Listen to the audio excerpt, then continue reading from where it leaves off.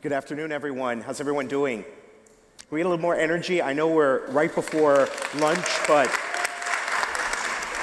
before we jump into our panel, I just want to say something. Being from Miami and straddling both cultures, I'll do a quick bit of cultural translation for everyone who might be visiting us here from Saudi. In Miami, our version of yalla is dale. So if you want to understand how to get things to move faster, you just have to say dale. That's like our saying yalla. In the interest of time, we're going to move at that clip. And for today's panel, we're very excited that we have an esteemed lineup of subject matter experts and leaders in the field of crypto and Bitcoin and blockchain. And now more than ever, it's a great time to explore this issue topic of where do we go from here with crypto?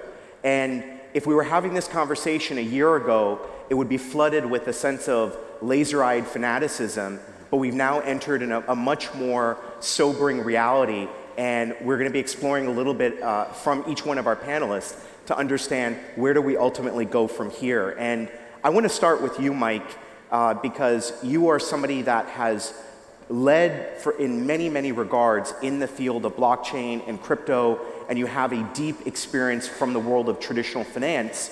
And I've heard you speak in multiple occasions about this notion of trust and where we are in the world with respect to deficits of trust. And I think that if we want to begin a thoughtful conversation about crypto and where we go from here, I'd love to get your sense about how can trust be restored with respect to the crypto space, with institutional investors, with retail? Well, thank you. Listen, in some ways, this is the best of time and it's the worst of times for crypto. In a lot of ways, this is crypto's moment, right? We've just had a banking crisis in the United States, right? Satoshi started the Bitcoin white paper because he saw populism coming. He didn't trust the governments could control themselves, or they would spend and you would debase fiat currency. And we just had an episode where we looked around and we were like, oh my goodness, our regional banks, our money center banks, all have been on this orgy of debt, right? Low interest rates for too long. There's trillions of dollars, not billions, trillions of dollars of bad debt out there, of people that financed, 5-year, 6-year, 10-year, 2% paper that now are being charged 5%. And so how are we going to get out of that? We're going to get out of that by, you saw the Fed's balance sheet went right back up. So all the quantitative easing gets erased in a week. The quantitative tightening gets erased in a week. And so in lots of ways, this is the moment. On the other hand, our industry didn't comport itself very well. We had Sam Bankman-Fried and 5 or 6 other horrible examples of greed, fraud, stupid risk management. And so now we're under assault from the US government, right? The Biden administration, the Democratic Party, really doesn't like crypto. Partly because Sam Bankman-Fried was Joe Biden's biggest donor, and he was the biggest donor of the Democratic Party, and he was engaged in a really intimate way with the SEC and the CFTC. And so the Democrats have egg all over their face and feel, oh, I got to run from this. And, there's a small cabal, Elizabeth Warren, Sherrod Brown, Gary Gensler, that really are trying to, they call it Operation Choke Point, crush crypto. It's a terrible decision for the United States, right? Because what we're seeing overseas, Abu Dhabi is making it a really friendly regime. Hong Kong, believe it or not, is coming up with one of the most friendly crypto regimes that's going to start, where even individuals can start participating. And so we're seeing overseas lots of activity, and domestic a government that's really trying to smush an industry. Despite all that, prices are going higher, right? Crypto started as the little person's revolution. They didn't trust governments. And there's nothing that's happening in the world today, certainly in the United States and a lot of the West, that makes people want to trust governments more. And so it's almost like when they banned wrestling from the Olympics, I remember I was on TV and I was like, I can't think of anything more stupid than picking a fight with 700,000 wrestlers. You're picking a fight with a crypto community that loves this technology, that believes in it almost with religious fervor, that's resilient as can be. And so I'm bullish as can be, mostly because, not because all the institutions are going to come in, that's been slowed down, but because the people that started this revolution are re-energized. Thanks so much, Mike. And you touched a lot about kind of the R word, which I think, Nicole, you can give us some guidance around, which is, what does all of this mean with respect to regulatory regimes? Because there's no doubt that the moment of reckoning is upon us. Mike mentioned a number of less than transparent actors, if we want to use the sort of polite way of describing it.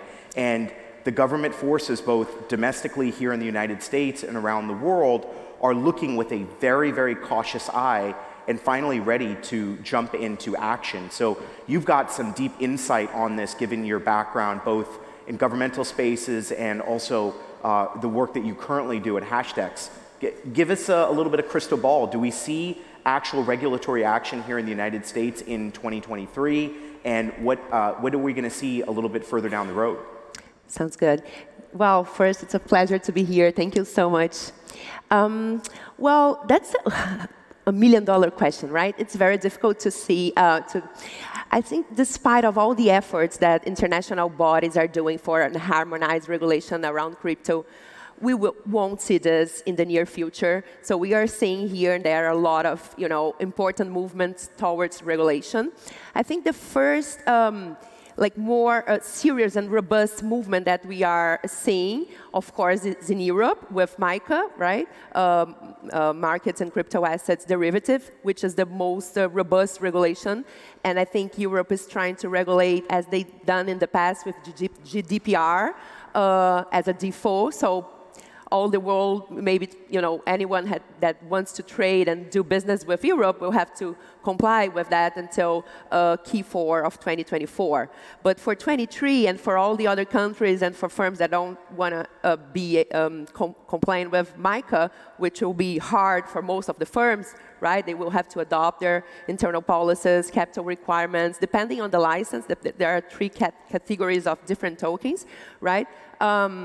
But for most of the world, what we are seeing right now is the virtual asset service providers license, like the money service business that we have in the US, authorized by FinCEN, which is a license that only seeks to control the AML process and know your client, which is very important. And for most of the exchanges that we are seeing, this huge problems happens. I'm not saying that with the license the problem won't happen, because I don't think that bad actors are driven by regulation. They would do the same thing with the regulation that we see in the traditional financial markets, a lot of scandals and schemes with regulation.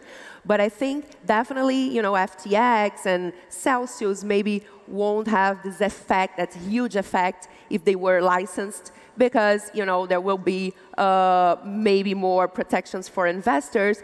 Although unfortunately, bad actors and people that don't comply with their own rules and regulations, we will see always in whatever market. So I think VASP's regulation will be a trend. It is already, a lot of financial centers. Brazil also, I'm from Brazil, and we just passed our VASP regulation last year. So most of the countries are doing this. And on the other hand, we have the CBDC, which is actually not crypto, but most of the countries and the US are lagging behind. I think the CBDC project, as well as the same thing for crypto, I think US is lagging behind in terms of regulation. So there's a lot on deck, and one of the sectors that definitely is in search of clarity are retail investors. And Ivan, you've built a phenomenal business with MoonPay. We're very proud that you've done so right here in the great city of Miami, part of Mayor Suarez's vision for Miami as the capital of capital. But the world has obviously changed dramatically for a lot of people that are on your platform, that are using services like MoonPay, and you're really focused at the application layer. So what does the chatter look like in the subreddits and in other spaces that are adjacent to the work that you and your team have built at MoonPay right now with retail investors? Well, first off, I take a really long-term view for this industry, right? I got involved because I really believe in this technology, and I believe in the promise that you should be able to own and control your identity, your data, your property, and your money. Really central to the theme of crypto is ownership. And what's really powerful is anyone with internet connection anywhere in the world, crypto comes from the word cryptography. There's a private key that underpins your public wallet, and anyone can now receive value anywhere in the world. That's a revolution. Right. And there's billions of people around the world that don't have access to banking full stop. And so when I started the business, it was really around trying to focus on a very simple problem, which was there are going to be these wallets. We need to build backwards compatibility to the existing financial system. So we connected to legacy networks like Visa, MasterCard. We connect to the existing banking system, and we make it easy for you to top up your digital wallet. This digital economy is not stalling, it is growing, right? Every single year you're seeing actually 20% developers, 20% of increase in developers year on year coming into this industry. So you have to look at that trend.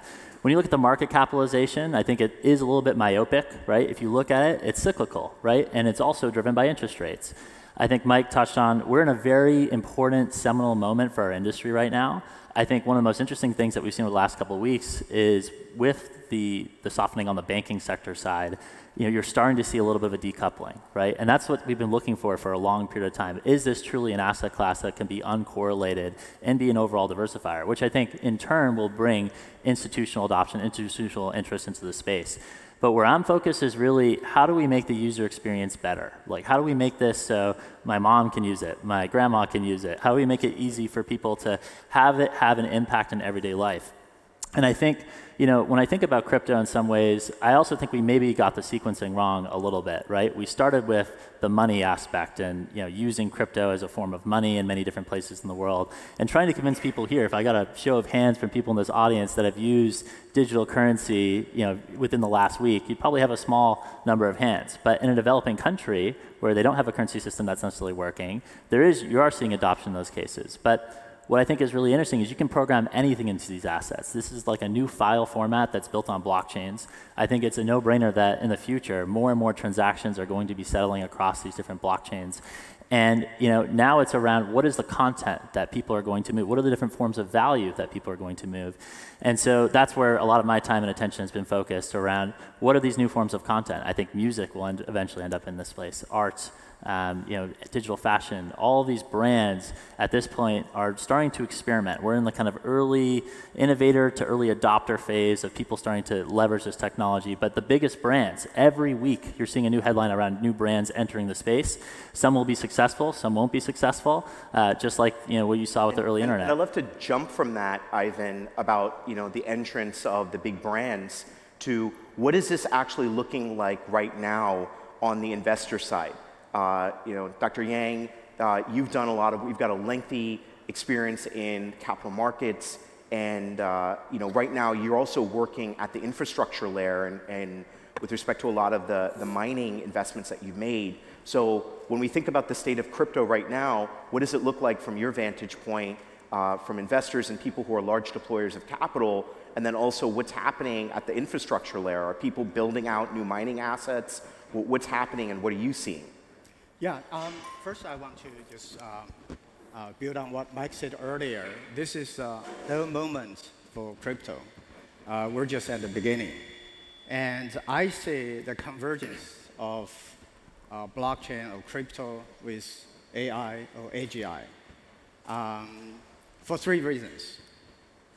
As we all talk about the training neural networks, the most important thing is the data integrity. So otherwise, you're garbage in, garbage out. So blockchain can help provide that solution. And two, once you have that network trained, the AI can be super powerful, can write like you, talk like you. With our deepfake technology today, can really be you. So therefore, this digital identity, digital ownership is absolutely critical going forward. And third, going forward, when all those different models, AI models, interact with each other, transact with each other, it has to be some sort of digital currency. Because I cannot imagine all those machines talking to each other using fiat money. The reason for that is, our monetary policy or our economic models in terms of marginal cost or labor cost, inflation, doesn't mean anything to those machines. So it has to be some sort of digital currency. So I think we're just at the really, really beginning to see this huge adoption of crypto going forward. But the key going forward, I think, is to invest more in the infrastructure at all three layers, at the physical layer, and the protocol layer, as well as a compliance layer. So I think that that's a great segue, given the expertise we have on the panel, to open up the floor for any questions that we might have. We've got great insights that are represented across a lot of different sectors here. Do we have any questions from the floor? I know that. Great. So I think we're a little bit late on time. I want to thank our panelists for giving us some quick insights on the state of crypto, and appreciate all of you. So thank you all. Thank you.